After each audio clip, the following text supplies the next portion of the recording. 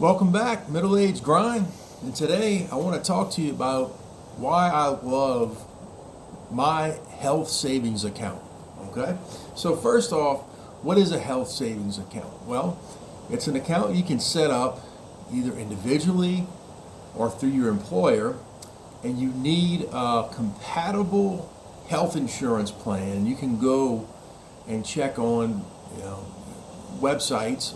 Fidelity has a good website, some good resources on. You need to have, I believe, at least a family $3,000 deductible plan. Okay, and you can have a health savings account.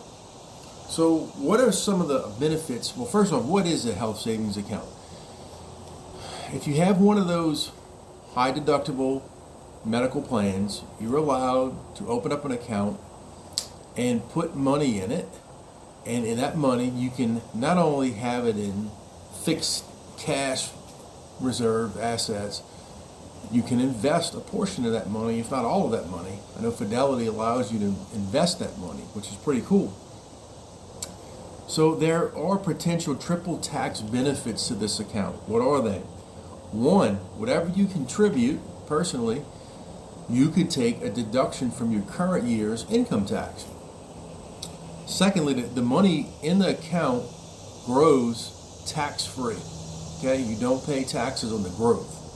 And you can withdraw it tax and penalty-free potentially for qualified expenses, medical expenses, and I'm going to get into some of those because I read an article on Clippinger, how you say that? I'm saying that wrong. Clippinger magazine when I was in the airport the other day, and there's some pretty cool qualified medical expenses I wasn't even aware of. And with that being said, you can contribute to the health savings account as long as you have the compatible health plan and you're not on Medicare. So there is a time limit here more than other accounts because most people, you're going to go on Medicare as it stands at age 65. I'm 42. I've been having mine, our family HSA, I'd say for about 5 years now, 4 years maybe. The annual contribution limits for 2024, and they came out with 25s recently too. $4,150 individual, $8,300 for family for 24, and that number's increasing to $4,300 individual, $8,550 for 2025.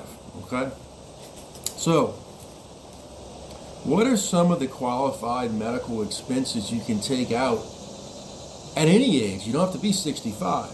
Okay, deductibles, co-pays, prescription, even certain items, sunscreen, contacts, first aid materials, vitamins potentially. It's a very big list on what you can actually remove the money and spend it. I know Fidelity has a debit card specifically for your HSA. I personally didn't get one. I can, and I'll get into that in a little bit and how I'm planning on using it. Now this was pretty cool, I thought, here.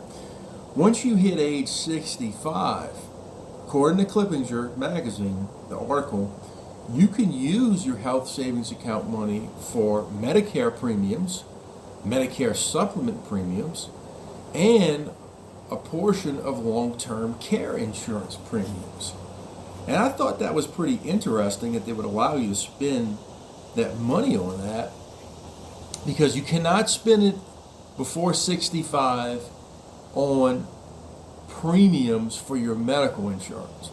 So to give you an example, I have a Blue Cross Blue Shield plan through Illinois with State Farm. My premium that I pay, I can't use the HSA to pay that. I would actually, if I would take it to do that, I would incur taxes and a 20% early withdrawal penalty if I did that.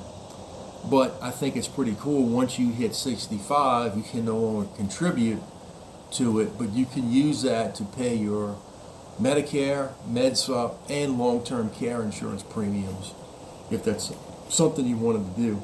And I have mine in Fidelity, as I mentioned, and I'll just say this again, I'm not a financial advisor. Any questions, and consult a tax professional or financial expert. Right now in mine, I have about $25,000 in our families. My goal is over the next 23 years is to put the max in. And I know that's going to change a little bit, but I considered over 23 years, starting out with 25,000, contributing 8,500 a year, 8% rate of return, because you can invest that money. And I use the Fidelity funds. I've mentioned before, FBGRX, go look that up. Have a big position in that. At age 65, if I get an 8% rate of return with those scenarios, I have over $700,000 sitting in that HSA. Now, what I like about the taxation things I've mentioned before, to take the deduction, it grows tax-free. Once you hit age 65, you can spend it on those qualified expenses. However, if you choose not to, it's treated like an IRA once you're 65. You just pay regular tax on the money. And what's wrong with that? This is like another traditional IRA on that money. And I've mentioned before in previous videos what our retirement plan is, what we're doing. We're maxing out both of my wife and I's Roths, and we're maxing out this HSA. This is just another piece of the puzzle. And I think, I know healthcare costs are a big deal when you're older. Medicare does seem to cover a big portion, but paying for those supplements, I know sometimes can run people a couple $100 a month, sometimes more. Long-term care, wow, those are pretty big. But if my wife and I are sitting on a pile of $700,000 potentially, that's all it is potential. You actually have to do it, and you have to have a decent rate of return. I think 8%, that's usually below the S&P. That's doable. How nice would that be to have a nice, big, large nest egg sitting there, basically to cover your medical expenses, long-term care needs in your later years.